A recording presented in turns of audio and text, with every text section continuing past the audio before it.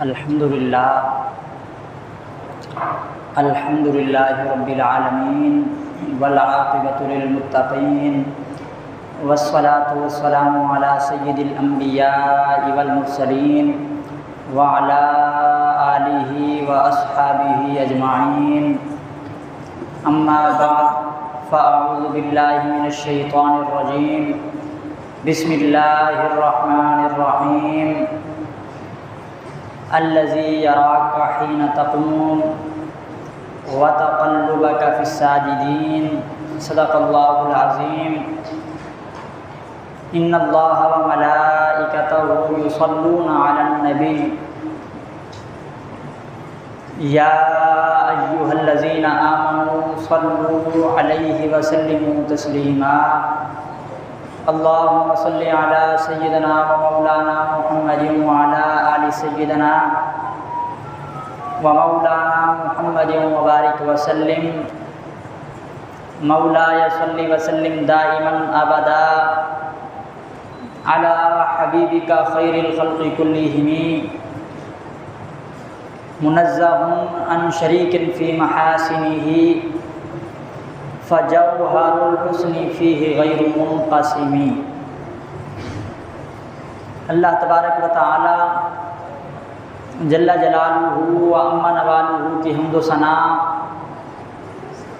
اور حضور سرور کونین سید الانبیاء امام الانبیاء احمد مجتبیٰ جناب محمد مصطفیٰ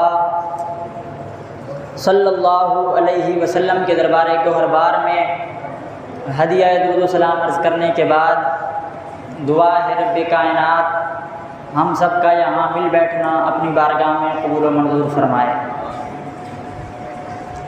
حاضرین محترم، اللہ رب العزت کے فضل و کرم سے ربیع الاول شریف کا مہینہ اپنی تمام تر برکتوں کے ساتھ شروع ہو چکا ہے، اور یقیناً یہ اللہ رب العزت کا کرم ہے کہ اس نے ہمیں اپنی زندگی میں ایک بار پھر اس بابرکت مہینے کی برکتیں حاصل کرنے کا ہمیں موقع عطا فرمایا۔ دعا ہے رب کائنات اس ماہ مبارک کی برکتیں ہم سب کو عطا فرمائے، اور ہمیں اس ماہ مبارک میں حضور علیہ السلام کا ذکر خیر کرنے، حضور کا میلاد منانے، اور جہاں بھی حضور علیہ السلام کا میلاد کیا جائے ان محافل میں شرکت کرنے کی توفیق عطا فرمائے۔ حاضرین محترم، آج ربیع الاول شریف کا پہلا جمعہ ہے، تو آج کے اس جمعۃ المبارک کے موقع پر آپ کے سامنے والدین مصطفیٰ صلی اللہ علیہ وسلم کے حوالے سے چند باتیں عرض کروں گا۔ حضور علیہ السلام کے والدین کا مقام و مرتبہ اور حضور علیہ السلام کی خاندانی شرافت کے حوالے سے دعا ہے رب کائنات مجھے حق اور سچ عرض کرنے کی توفیق عطا فرمائے۔ حاضرین محترم، حضور علیہ السلام کی خاندانی شرافت کا اندازہ اس بات سے لگایا ہے کہ حضور علیہ السلام ارشاد فرماتے ہیں کہ اللہ رب العزت نے مخلوق میں اگر انتخاب فرمایا ہے تو اولاد اسماعیل کا انتخاب فرمایا ہے۔ اس کائنات میں رب کا انتخاب اولاد اسماعیل ہے، اور پھر حضور علیہ السلام ارشاد فرماتے ہیں ان اللہ اصطفیٰ کنانۃ من ولد اسماعیل، اللہ رب العزت نے اولاد اسماعیل سے کنانہ کو منتخب فرمایا، اور پھر حضور علیہ السلام ارشاد فرماتے ہیں وَاصْطَفَىٰ قُرَيْشًا مِّن کنانہ، اور پھر اللہ نے کنانہ میں سے قریش کا انتخاب فرمایا، اور پھر حضور فرماتے ہیں وَاصْطَفَىٰ ہاشما من قریش، اور اللہ نے قریش سے پھر ہاشم کا انتخاب فرمایا۔ آپ اگر غور فرمائیں تو پوری کائنات میں رب کا انتخاب اولاد اسماعیل ہے، اولاد اسماعیل سے اللہ نے آگے پھر بنی کنانہ کو چنا، اور پھر بنی کنانہ سے اللہ نے آگے قریش کو چنا، اور قریش سے اللہ رب العزت نے بنی ہاشم کو چنا۔ اس کا مطلب یہ ہوا کہ پوری کائنات میں رب کا انتخاب بنی ہاشم ہے، کیونکہ اللہ رب العزت نے اولاد اسماعیل سے کنانہ کو چنا ہے، کنانہ سے قریش کو، قریش سے بنی ہاشم کو، تو پوری کائنات میں رب کا انتخاب بنی ہاشم ہے۔ حضور فرماتے ہیں وَاصْطَفَانِي مِن بَنِي ہاشم، اللہ نے بنی ہاشم میں تمہارے محبوب کا انتخاب فرمایا ہے۔ اگر بنو ہاشم میں سے اللہ نے کسی کو چنا ہے تو وہ تمہارے محبوب کی ذات ہے۔ اس کا مطلب یہ ہے کہ پوری کائنات میں رب کا انتخاب دیکھنا ہو تو حضور علیہ السلام کی ذات گرامی کو دیکھا جائے۔ اور اسی طرح ایک اور روایت میں حضور علیہ السلام ارشاد فرماتے ہیں ان اللہ تعالی خلق الخلق، حضور فرماتے ہیں اللہ نے مخلوق کو پیدا فرمایا، فجعلنی من خیر خلقہ، تو سب سے بہترین مخلوق میں اللہ نے تمہارے محبوب کو رکھا ہے۔ پھر حضور علیہ السلام ارشاد فرماتے ہیں وجعلہم فرقتین، اللہ رب العزت نے بہترین مخلوق کے آگے فرقے بنائے۔ حضور فرماتے ہیں فجعلنی فی خیر فرقۃ، تو سب سے بہترین فرقے میں اللہ نے تمہارے محبوب کو رکھا ہے۔ حضور علیہ السلام ارشاد فرماتے ہیں وخلق القبائل، اللہ نے پھر اس بہترین فرقے کے آگے قبیلے بنائے۔ جب اللہ نے آگے قبیلے بنائے تو حضور فرماتے ہیں فجعلنی من خیر قبیلۃ، سب سے بہترین قبیلے میں اللہ نے تمہارے محبوب کو رکھا ہے۔ اور پھر حضور علیہ السلام ارشاد فرماتے ہیں وجعلہم بیوتا، پھر اللہ نے آگے بہترین قبیلے کے گھر بنائے۔ آپ غور فرما رہے ہیں، حضور نے فرمایا مخلوق بنائی تو بہترین مخلوق میں مجھے رکھا، اللہ نے بہترین اگر فرقے بنائے تو بہترین فرقوں میں مجھے رکھا، اللہ نے قبیلے بنائے بہترین قبیلے میں مجھے رکھا۔ اب حضور فرماتے ہیں وجعلہم بیوتا، اللہ نے آگے گھر بنائے تو حضور فرماتے ہیں فجعلنی من خیرہم بیتا، سب سے بہترین گھر میں اللہ نے تمہارے محبوب کو رکھا ہے۔ تو حضور علیہ السلام کی یہ خاندانی شرافت دیکھیں کہ اللہ نے مخلوق بنائی تو بہترین مخلوق میں حضور کو رکھا، اللہ نے قبیلے بنائے بہترین قبیلے میں حضور کو رکھا، اللہ نے گھر بنائے بہترین گھر میں حضور کو رکھا۔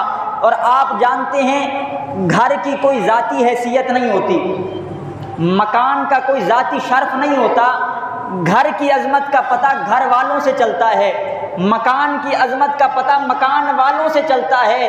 تو آپ غور فرمائیں، حضور فرما رہے ہیں کہ کائنات میں سب سے بہترین گھر میرا گھر ہے۔ تو میرا سوال اتنا ہے کہ جس محبوب کا گھر اتنا اعلیٰ ہے اس محبوب کے گھر والے کتنے اعلیٰ ہوں گے؟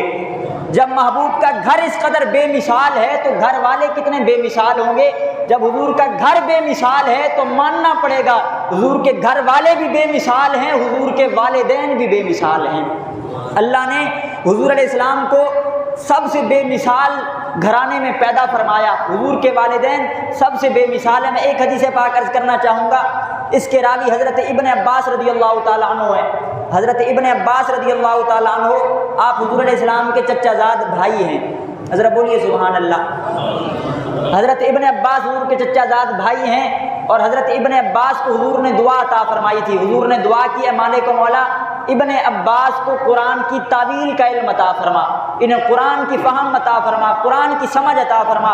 حضور نے ابن عباس کے حق میں دعا فرمائی اور اللہ نے حضور کی دعا کو کس درجے پر قبول فرمایا؟ جب حضور نے دعا کی ہے مالک ابن عباس کو قرآن کی فہم عطا فرما، تو ابن عباس خود فرماتے ہیں کہ اللہ نے حضور کی دعا کا صدقہ مجھے قرآن کا اتنا علم عطا فرمایا ہے، لو ضاع لی اقال بعیر، کہ اگر میرے اونٹ کی رسی گم ہو جائے لوجدتہ فی کتاب اللہ تعالی، تو اللہ نے اتنا علم دیا ہے کہ میں اپنے اونٹ کی رسی قرآن کے پاروں سے تلاش کر سکتا ہوں۔ تو آپ غور فرمائیں کہ کتنا علم دیا ہوگا۔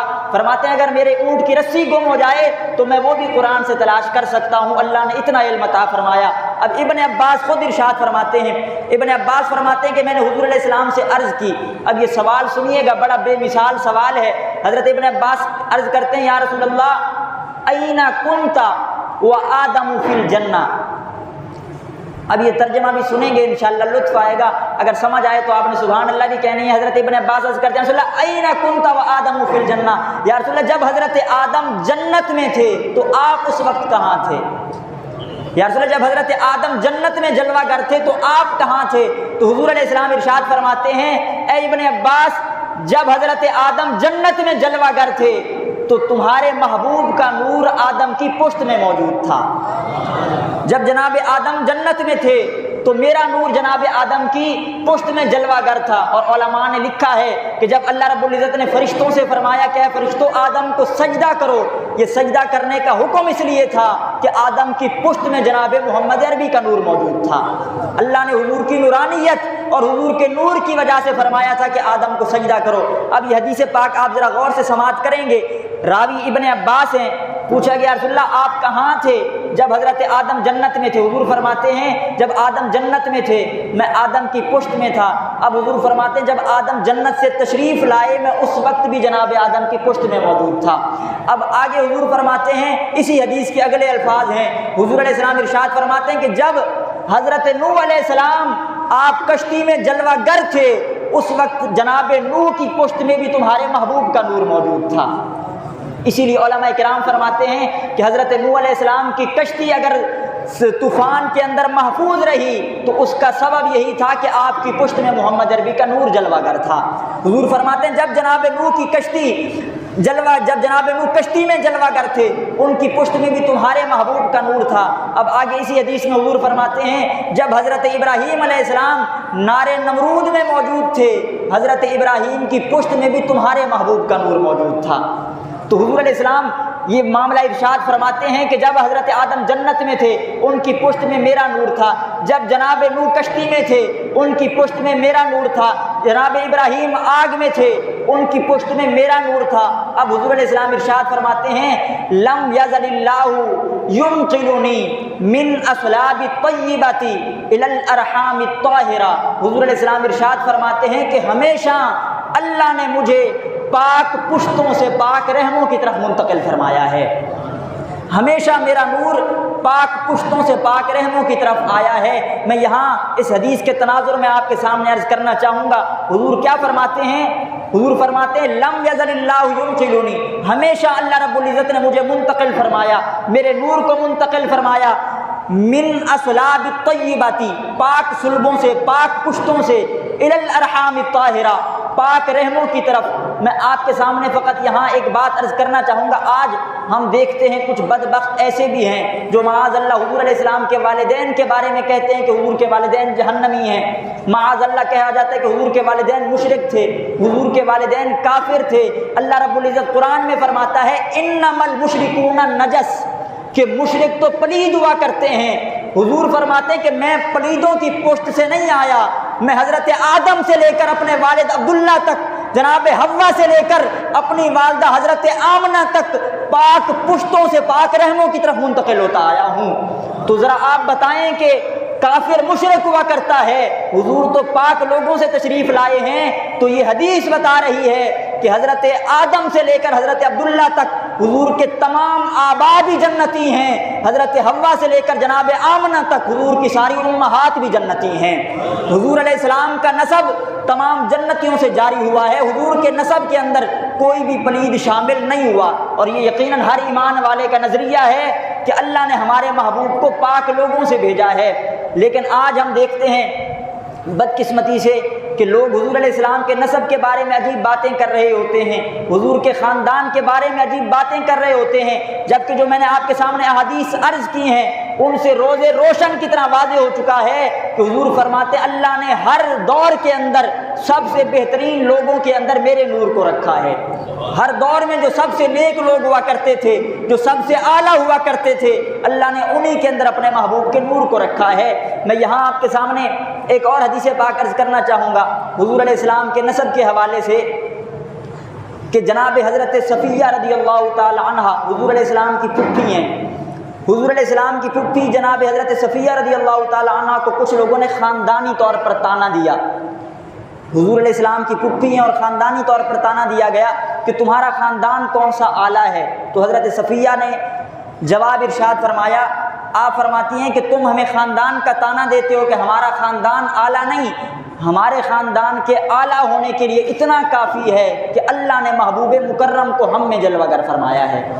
اس سے زیادہ اور ہمارے خاندان کا اعلیٰ ہونا کیا ہوگا کہ اللہ نے اپنے محبوب کو ہمارے خاندان میں بھیجا ہے، تو ہمارا خاندان کیسے کوئی مفضول ہو سکتا ہے، کیسے اعلیٰ نہیں ہو سکتا؟ تو اب اگلا جملہ سنیے گا، یہ بڑا دردناک جملہ ہے جو حضرت صفیہ سے کہا گیا۔ حضرت صفیہ سے کہا گیا تمہارا خاندان اعلیٰ نہیں۔ آپ نے فرمایا کہ کیسے اعلیٰ نہیں؟ ہم نے تو محبوب تشریف لائے ہیں تو اگلے ظالم نے کہا کہ حضور علیہ السلام کی مثال اس کھجور کی طرح ہے کہ جو ایک کوڑا کرکٹ سے پیدا ہو چکی ہے۔ معاذ اللہ کہ حضور علیہ السلام کا خاندان اعلیٰ نہیں، لیکن حضور علیہ السلام اعلیٰ ہوئے۔ حضور کی مثال اس کھجور کی طرح ہے جو کوڑا کرکٹ پر اگائی ہے، یعنی کوڑا کرکٹ تو قابل نہیں تھا لیکن کھجور اعلیٰ ہے۔ مطلب یہ تھا حضور کا خاندان اعلیٰ نہیں لیکن حضور علیہ السلام خود اعلیٰ ہیں۔ تو جناب صفیہ رضی اللہ تعالیٰ عنہا حضور کی بارگاہ میں حاضر ہوتی ہیں، عرض کرتے ہیں رسول اللہ مجھے یہ طعنہ دیا گیا ہے کہ ہمارا خاندان اعلیٰ نہیں ہے، لیکن آپ ہم میں پیدا ہو گئے لیکن ہم اعلیٰ نہیں تھے۔ تو حضور علیہ السلام نے جب یہ معاملہ سنا تو فوراً جناب بلال حبشی سے فرمایا اے بلال لوگوں کو جمع کرو۔ جناب حضرت بلال نے لوگوں کو جمع کیا اور حضور علیہ السلام ممبر پر تشریف لائے، اور ممبر پر تشریف لا کر حضور نے یہی جملے فرمائے۔ حضور فرماتے ہیں لوگوں سنو، جب اللہ رب العزت نے مخلوق کو پیدا کیا سب سے بہترین مخلوق میں مجھے رکھا، جب اللہ نے فرقے بنائے بہترین فرقے میں مجھے رکھا، جب اللہ نے قبیلے بنائے بہترین قبیلے میں مجھے رکھا، جب اللہ نے گھر بنائے بہترین گھر میں مجھے رکھا۔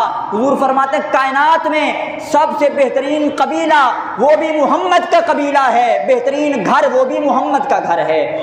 تو حضور علیہ السلام نے بیان فرمایا کہ میرا خاندان بھی پاک ہے، فقط اللہ نے مجھے ہی کمال والا پیدا نہیں فرمایا، میرے خاندان میں اللہ نے تمام کو شرف والا بنایا ہے۔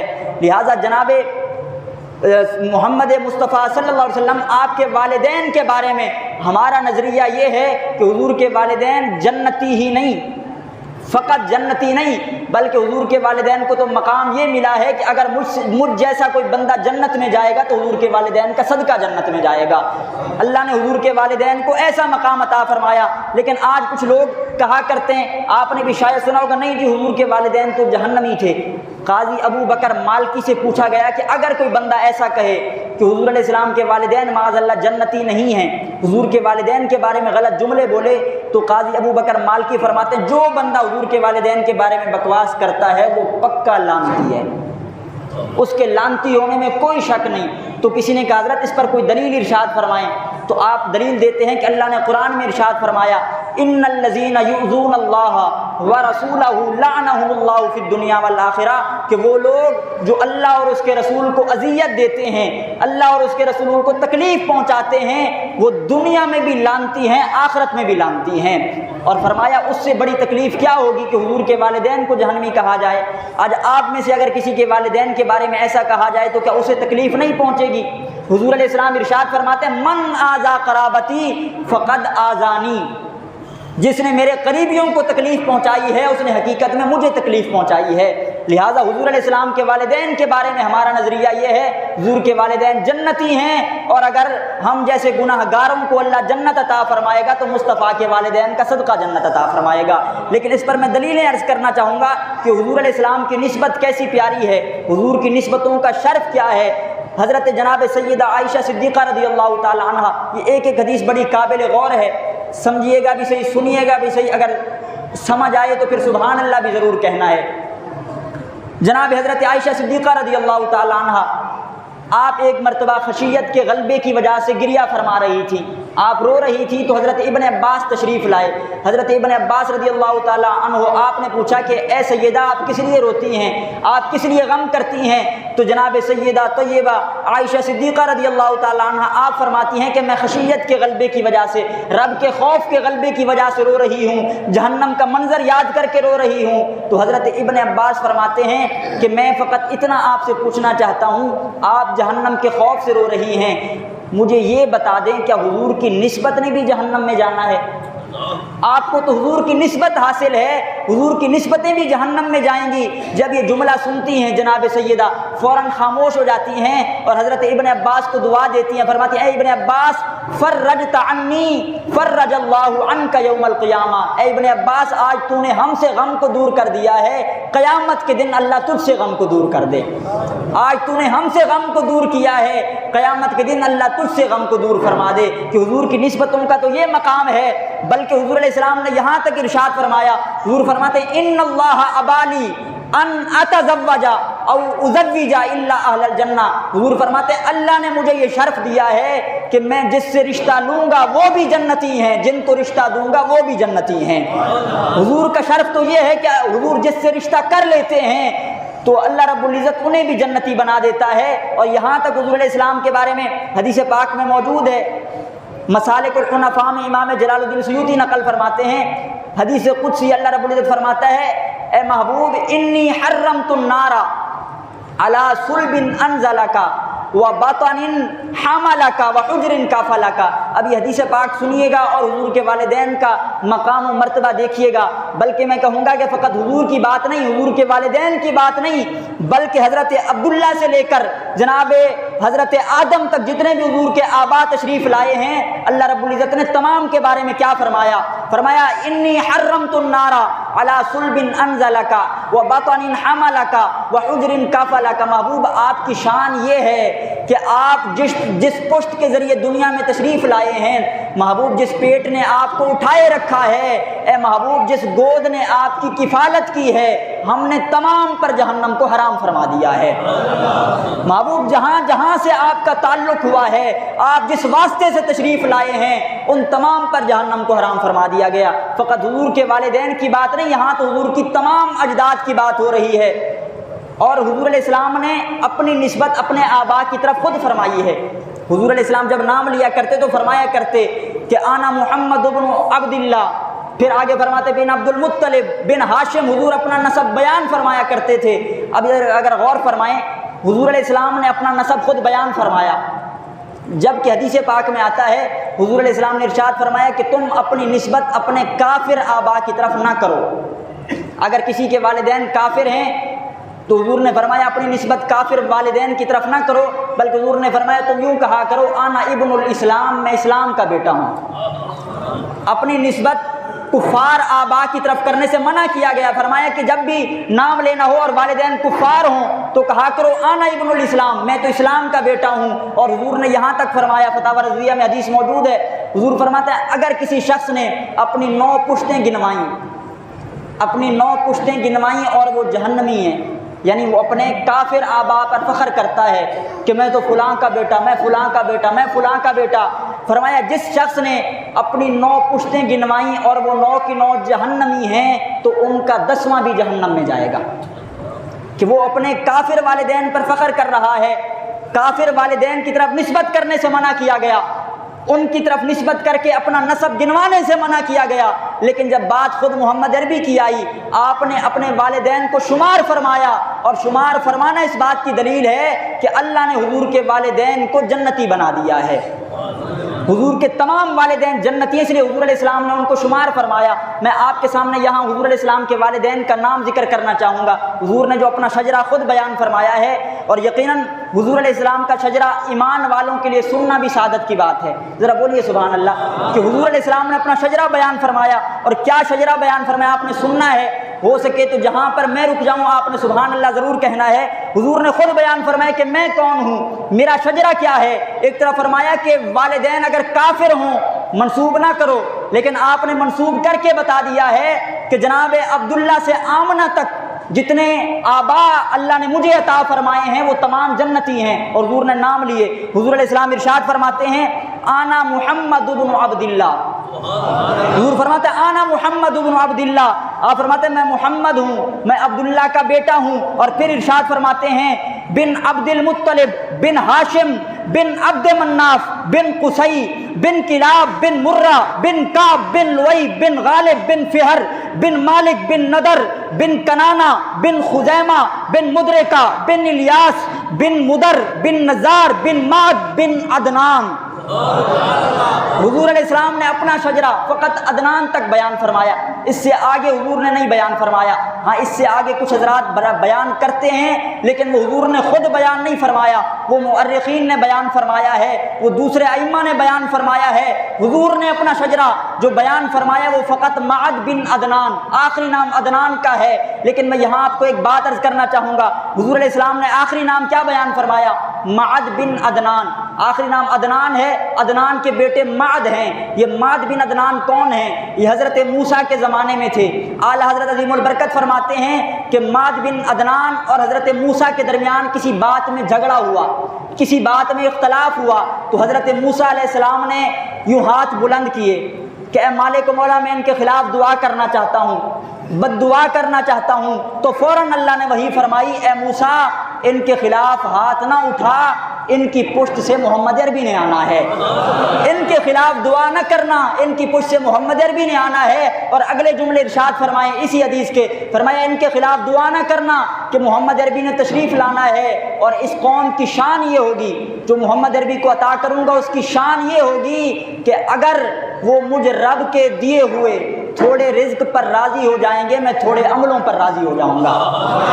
अगर वो मेरे थोड़े रिज्क पर राज़ी हो जाएंगे, मैं थोड़े अमलों पर राज़ी होकर उन्हें जन्नत अता फरमा दूँगा। ये हुज़ूर अलैहिस्सलाम की निस्बतें हैं। और फिर क्या फरमाया हुज़ूर, फरमाते हैं आखिरी नाम अदनान है। अब हुज़ूर खुद इरशाद फरमाते हैं, मा इफ्तरक़न्नासु फ़िरक़तैन इल्ला जअलनिल्लाहु फ़ी ख़ैरिहिमा। अल्लाह ने जब भी लोगों के फ़िरक़े बनाए हैं, सबसे बेहतरीन फ़िरक़े में अल्लाह ने तुम्हारे महबूब को रखा है। जब भी अल्लाह ने फ़िरक़े बनाए, सबसे बेहतरीन जगह महबूब को रखा। और हुज़ूर अलैहिस्सलाम इरशाद फरमाते हैं, ये सिलसिला चलता आया, फ़िरक़े बनते बेहतरीन जगह में तुम्हारे महबूब को रखा जाता, कबीले बनते बेहतरीन जगह में तुम्हारे महबूब को रखा जाता। हुज़ूर फरमाते हैं, फ़अख़रजतु मिन बैनि अबवैन, हत्ता कि मैं अपने वालिद अब्दुल्ला और अपनी वालदा आमना से पैदा हो चुका हूँ। यानी जनाब आदम से लेकर अपने वालिद अब्दुल्ला तक मैं तमाम पाक लोगों में आया हूँ, तमाम बाकमाल लोगों में आया हूँ। और फिर अगले जुमले हुज़ूर इरशाद फरमाते हैं कि अगर लोग ये इल्ज़ाम लगाएं कि माज़अल्लाह महबूब के वालिदैन जाहिलियत के थे, वो जाहिलियत के तरीक़ों पर कुफ्र किया करते थे, हुज़ूर ने फरमाया फ़लम युसिबनी शैउम मिन अहदिल जाहिलिया, अल्लाह ने जाहिलियत की हर शय से मोहम्मद को महफूज रखा है। कोई दौरे जाहिलियत की चीज़ हुज़ूर से मंसूब नहीं हुई, हर दौरे जाहिलियत से अल्लाह ने महबूब को महफूज रखा। और किस कदर महफूज रखा, हुज़ूर फरमाते हैं ख़रजतु मिन निकाहिन, हज़रत आदम से लेकर हज़रत अब्दुल्ला तक, हज़रत हव्वा से लेकर जनाब हज़रत आमना तक, मेरे जितने आबा और मेरी जितनी उम्महात हैं, तमाम निकाह के ज़रिए से मुंसलिक होते रहे। कोई भी ज़िना के ज़रिए से रिश्ता ज़वाजियत में नहीं आया, तमाम निकाह के ज़रिए से हुए। और हुज़ूर अलैहिस्सलाम इरशाद फरमाते हैं, लम अखरुज मिन सफ़ाहिम मिल्लदुन्ना आदम, कि मैं जनाब आदम से लेकर हत्ता इंतहैतु इला अबी व उम्मी, अपने वालिदैन तक किसी जानी के ज़रिए से पैदा नहीं हुआ, तमाम निकाह वाले थे। और आखिर में नतीजा हुज़ूर फरमाते हैं, आना खैरुकुम नफ्सन व आना खैरुकुम अबन। हुज़ूर ने फरमाया, जिस तरह मैं तुम में बेमिसाल हूँ, मेरे वालिदैन भी तुम में सबसे ज़्यादा बेमिसाल हैं। हुज़ूर अलैहिस्सलाम का तो पूरा घराना बेमिसाल है। अल्लाह रब्बुल इज़्ज़त ने महबूब को जहाँ पर भी निस्बत, हुज़ूर की निस्बत जिससे भी हो गई, अल्लाह ने उसे बेमिसाल कर दिया। बल्कि मैं यूँ कहूँगा कि चंद लम्हों के लिए ठहरे थे तुम जिस पेड़ के नीचे, चंद लम्हों के लिए ठहरे थे तुम जिस पेड़ के नीचे, सुना है आज तक उस पेड़ का साया महकता है। हुज़ूर अलैहिस्सलाम को जहाँ निस्बत हुई, हुज़ूर अलैहिस्सलाम ने उनको शर्फ अता फरमाया। अब हुज़ूर के तमाम अजदाद का जिक्र करना तो यकीनन महाल है, मैं आपके सामने 3 जिक्र करना चाहूँगा। हुज़ूर के वालिद का नाम है अब्दुल्ला, और जनाब अब्दुल्ला रज़ी अल्लाह ताला अन्हु के वालिद का नाम है अब्दुल मुत्तलिब, जनाब अब्दुल मुत्तलिब के वालिद का नाम है जनाब हाशिम। फ़कत इन 3 का जिक्र करना चाहूँगा। जनाब हाशिम ये हुज़ूर अलैहिस्सलाम के अजदाद में से हैं। जनाब हाशिम रज़ी अल्लाह ताला अन्हु, आपकी पेशानी पर मुस्तफ़ा का नूर चमका करता था। ज़रा बोलिए सुभान अल्लाह। आपकी पेशानी पर हुज़ूर अलैहिस्सलाम का नूर चमका करता था। और उस वक्त जो भी उलमा हुआ करते थे, अहबार हुआ करते थे, जब हुज़ूर के जद्दे अमजद जनाब हाशिम से मुलाकात करते, हाथों को बोसा देते, तो आप पूछा करते, भाई वजह क्या है, मेरे हाथों को क्यों चूमते हो? वो कहा करते, फ़कत इसलिए चूमते हैं कि आपकी पेशानी में अल्लाह ने आखिरी नबी का नूर रखा है, आपकी पेशानी में मोहम्मद अरबी का नूर है। अब जनाब हाशिम, फिर जनाब हाशिम के बेटे हुए अब्दुल मुत्तलिब। जनाब अब्दुल मुत्तलिब रज़ी अल्लाह ताला अन्हु, जब आपके करीब लोग आकर बैठा करते तो लोग कहा करते हैं, अज़मत रब्बे काबा की कसम, ये मुअर्रिखीन ने लिखा है, कहते हैं कि जब हम अब्दुल मुत्तलिब के करीब बैठते हैं तो कस्तूरी और मुश्क से वो खुशबू नहीं आती जो अब्दुल मुत्तलिब के बदन से आया करती है। अल्लाह ने हुज़ूर अलैहिस्सलाम के रिश्तों को ऐसा मुनव्वर फरमाया, ऐसा मुज़य्यन फरमाया है। और जनाब अब्दुल मुत्तलिब रज़ी अल्लाह ताला अन्हु दौरे जाहिलियत में, जब दौरे जाहिलियत था उस वक्त भी अगर मक्का में कहत साली नाजिल हो जाती, बारिशें नाजिल ना होती, तमाम लोग जमा होते पहाड़ पर, और पहाड़ पर जमा होकर दुआ करते और कहते हैं, मालिक मौला हम अब्दुल मुत्तलिब का वसीला पेश करते हैं। दौरे जाहिलियत के लोग अल्लाह की बारगाह में दुआएं करते, हुज़ूर के दादा का वसीला पेश करते, और अल्लाह حضور کے دادا کا صدقہ بارشیں نازل فرما دیا کرتا تھا۔ حضور علیہ السلام جہاں جہاں تشریف لائے اللہ نے تمام کو فیض بخشا ہے، اور پھر حضور علیہ السلام کے دادا نے آب زمزم کے کنویں کو کھودا۔ یہ ایک تاریخی بات ہے کہ جب حضرت اسماعیل علیہ السلام آپ کے قدموں سے آب زمزم کا کنواں جاری ہوا تو ہر دور میں اس کے کوئی نہ کوئی متولی ہوا کرتے تھے۔ دور گزرتا گیا، ایسا دور بھی آیا کہ کچھ لوگوں نے اس کنویں کو بند کر دیا، اور وقت گزرنے کے ساتھ ساتھ لوگوں کے ذہنوں سے بھی یہ بات نکل گئی کہ یہاں پر کوئی کنواں ہوا کرتا تھا۔ تو حضور علیہ السلام کے دادا جناب عبد المطلب کا دور آیا تو جناب عبد المطلب نے خواب میں دیکھا کہ وہ آب زمزم کے کنویں کو کھود رہے ہیں۔ تو آپ جیسے بیدار ہوئے آپ کام پر شروع ہو گئے، آپ نے کنواں کھودنا شروع کیا۔ اس وقت آپ کا ایک بیٹا موجود تھا جو آپ کے ساتھ معاونت کر رہا تھا۔ جب آپ نے معاونین کی کمی محسوس کی کہ یہاں تو تعاون کرنے والے زیادہ نہیں ہیں، تو آپ نے منت مانی، اے مالک و مولا اگر میں اپنے 10 بیٹوں کو جوان دیکھ لوں تو ایک بیٹے کو تیری راہ میں قربان کر دوں گا، اگر 10 بیٹے جوان دیکھوں گا تو ایک کو قربان کروں گا۔ اب بالآخر وہ وقت آیا کہ اللہ نے 10 بیٹے بھی عطا فرمائے، 10 کے 10 جوانی کو بھی پہنچے۔ اب منت یاد آئی کہ منت بھی تو پوری کرنی ہے، بیت اللہ میں حاضر ہوئے اور تمام کے نام لکھے قرہ ڈالا گیا کہ جس کا نام نکلے گا اسے اللہ کی بارگاہ میں قربان کروں گا۔ جب قرہ ڈالا گیا تو قرے میں نام آیا جناب عبداللہ رضی اللہ تعالیٰ عنہ کا، جو حضور کے والد گرامی ہیں۔ حضور کے والد گرامی کا نام نکلا، ارادہ کر لیا کہ بیٹے کو اللہ کی راہ میں قربان کر دوں گا، لیکن قریش والوں نے روکا، بھائیوں نے روکا کہ ہمارے بھائی کو قربان نہ کریں، ذبح نہ کریں۔ پھر کسی سے مشورہ کیا، اس نے بتایا کہ حل یہ ہے کہ آپ ایک طرف 10 اونٹ اور ایک طرف جناب عبداللہ کا نام لیں، قرہ ڈالیں، اگر جناب عبداللہ کا نام نہ نکلا تو پھر اونٹ ذبح کر دیں، لیکن اگر عبداللہ کا نام نکل آتا ہے پھر 20 اونٹ کر دیں، پھر 30 اونٹ کر دیں، جب تک اونٹوں کا نام کا قرہ نہ نکلے آپ قرہ اندازی کرتے رہیں۔ تو حضور کے جد امجد حضرت عبد المطلب نے ایسا کیا، آپ نے ایک طرف 10 اونٹ لیے اور ایک طرف حضور علیہ السلام کے والد گرامی کا نام قرہ ڈالا گیا تو جناب عبداللہ کا نام نکلا۔ اب 20 اونٹ پھر قرہ ڈالا گیا، پھر حضور کے والد گرامی کا نام، الغرض یہ سلسلہ چلتا گیا، 100 تک پہنچا۔ ایک طرف 100 اونٹ ہیں، ایک طرف حضور کے والد گرامی ہیں۔ اب قرہ ڈالا جاتا ہے تو اونٹوں کا نام آتا ہے، تو اصحاب سیر نے لکھا ہے کہ حضور علیہ السلام کے دادا نے حضور علیہ السلام کے والد گرامی جناب عبداللہ کے فدیے کے طور پر 100 اونٹوں کو قربان فرما دیا۔ 100 اونٹ قربان ہو گئے۔ اب آپ جانتے ہیں حضور علیہ السلام کے والد گرامی پہلے ہی حسین تھے، اللہ نے پیشانی میں حضور کا نور رکھا تھا، لیکن اب شہرت پورے عرب میں ہو گئی کہ ایسا نوجوان بھی ہے جس کے فدیے میں 100 اونٹوں کو قربان کیا گیا۔ ہر قبیلہ چاہتا تھا کہ ہم اپنی بیٹی جناب عبداللہ کے نکاح میں دیں، ہر شخص کی خواہش تھی کہ اگر ہمارے ہاں کوئی بیٹی ہے تو ہم ان کے نکاح میں دیتے ہیں، لیکن آپ کے دادا نے فرمایا کہ میں قریش خاندان کی عورتوں میں سے سب سے افضل عورت کے ساتھ اپنے بیٹے کا نکاح کرواؤں گا۔ اب نکاح کے معاملات شروع ہو گئے، کسی عورت کو تلاش کیا جائے۔ اب جا رہے تھے، رشتہ بھی تلاش ہو رہا تھا کہ ایک خاتون نے جناب عبداللہ کی پیشانی پر جب محبوب کا نور دیکھا، اس کے بارے میں کہا جاتا ہے وہ کاہنہ عورت تھی، تو اس نے کہا اے عبداللہ کیا تو میری خواہش کو پورا کر سکتا ہے؟ زنا کی دعوت دی۔ تو آپ کے والد گرامی فرماتے ہیں کہ میں اپنی جان قربان کرنا زیادہ پسند کرتا ہوں اس چیز سے جس کی طرف تو بلا رہی ہے، میں اس کام کی طرف نہیں آ سکتا۔ بہرحال آپ کے دادا نے خاندان قریش کی سب سے افضل خاتون جناب حضرت سیدہ طیبہ حضرت آمنہ رضی اللہ تعالی عنہا کے ساتھ آپ کا نکاح فرما دیا۔ اب نکاح ہونے کے بعد، نکاح کے کچھ دنوں کے بعد آپ اسی راستے سے گزر رہے تھے، اب وہی خاتون ہے، اس نے جناب عبداللہ کی پیشانی کو دیکھا تو اب نور نبوت نظر نہیں آ رہا، تو اس نے بلایا اور کہا کہ عبداللہ مجھے مشکوک نگاہوں سے نہ دیکھنا کہ میں کاہنہ ہوں، میں کتابوں کا علم رکھتی ہوں، میں نے تیری پیشانی پر نور دیکھا تھا اور میری خواہش یہ تھی کہ وہ نور اللہ مجھے عطا فرما دے، لیکن تو نے انکار کیا اور میں سمجھ گئی کہ اللہ رب العزت نے مجھے اس کے لیے مقرر نہیں فرمایا، اللہ نے جس کو پسند کیا تھا اللہ نے اس کے پیٹ میں محبوب کا نور اتار دیا ہے، اللہ رب العزت نے جس کا انتخاب فرمایا تھا آج محبوب کا نور وہاں پہنچ چکا ہے۔ اور پھر زمانے نے دیکھا کہ کچھ عرصہ گزرنے کے بعد جناب حضرت عبداللہ اور حضرت آمنہ رضی اللہ تعالیٰ عنہ کے اس مبارک جوڑے سے اللہ رب العزت نے جناب محمد عربی کو جلوہ گر فرمایا، حضور علیہ السلام کی ولادت ہوئی۔ اب انشاءاللہ آنے والے جمعوں میں کچھ باتیں عرض کروں گا، آج فقط ایک بات جو عرض کرنا بڑی ضروری ہے۔ سنن نسائی کے اندر حدیث پاک موجود ہے، کل جو حضرات درس میں موجود تھے انہوں نے سنا ہوگا کہ آج ہم دیکھتے ہیں کہ جب بھی ربیع الاول شریف کا مہینہ شروع ہوتا ہے تو یہ اعتراضات بھی شروع ہو جاتے ہیں، جی میلاد مناتے ہیں، کہاں لکھا ہے نہیں کرنا چاہیے، جوابات بھی دیے جاتے ہیں، لیکن یقیناً میں فقط آپ کے سامنے ایک بات عرض کرنا چاہوں گا، میلاد کہتے کسے ہیں؟ میلاد کہا جاتا ہے اللہ رب العزت کی حمد کرنا۔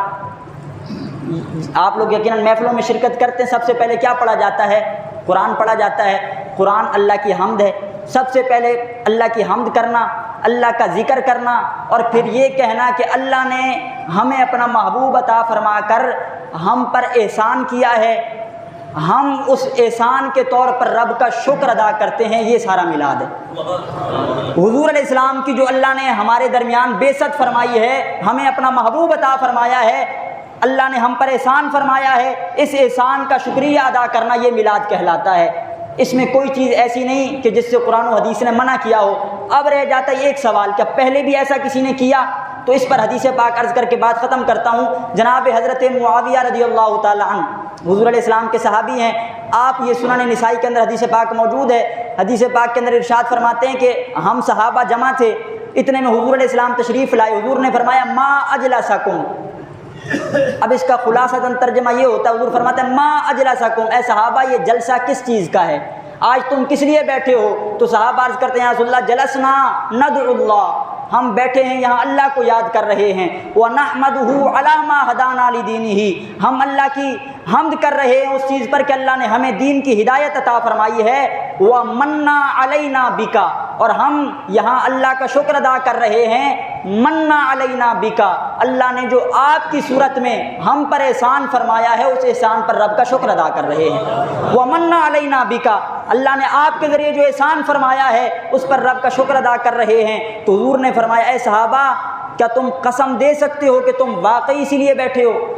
کیا قسم اٹھا کر بتا سکتے ہو کہ تمہارے بیٹھنے کا مقصد یہی ہے؟ صحابہ کرام عرض کرتے ہیں رسول اللہ کی قسم ہم اسی لیے بیٹھے ہیں، ہمارا کوئی اور مقصد نہیں ہے۔ تو حضور علیہ السلام نے ارشاد فرمایا اے صحابہ میں نے تم سے قسم اس لیے نہیں لی ہے کہ مجھے تم پر کوئی تہمت کا خدشہ ہے کہ تم میرے سامنے غلط بیانی کر رہے ہو، ہرگز ایسا مقصد نہیں تھا، بلکہ قسم فقط اس لیے لی ہے کہ اخبرانی جبریل، مجھے جبریل نے آ کر خبر دی ہے جو تم باہر کر رہے تھے، اللہ کا ذکر کر رہے تھے، حمد کر رہے تھے اور میرے آنے پر رب کا شکر ادا کر رہے تھے، تم جو معاملہ کر رہے تھے جبریل نے آ کر بتایا ہے یا رسول اللہ ان اللہ یباہی بکم الملائکہ، تمہارے اس عمل پر اللہ فرشتوں میں فخر فرما رہا ہے، تمہارے اس عمل پر اللہ فرشتوں میں فخر فرما رہا ہے۔ اللہ تو پسند کرتا ہے کہ میرا شکر ادا کیا جائے، اور اس سے زیادہ بڑی بات کیا ہوگی کہ رب فرشتوں میں فرمائے اے فرشتوں دیکھو 1400 سال گزر گئے ہیں، میں نے ان پر احسان فرمایا تھا، لیکن یہ 1400 سال گزرنے کے بعد بھی اس احسان پر میرا شکریہ ادا کر رہے ہیں۔ تو حضور علیہ السلام کا یہ میلاد ہے اور اسی کو میلاد کہا جاتا ہے۔ باقی رہا انشاءاللہ آگے آنے والے وقتوں میں ولادت کے واقعات عرض کروں گا۔ دعا ہے رب کائنات کی بارگاہ میں جو کچھ میں نے عرض کیا مالک اسے اپنی بارگاہ میں قبول و منظور فرمائے۔ وآخر دعوایا ان الحمد للہ رب العالمین۔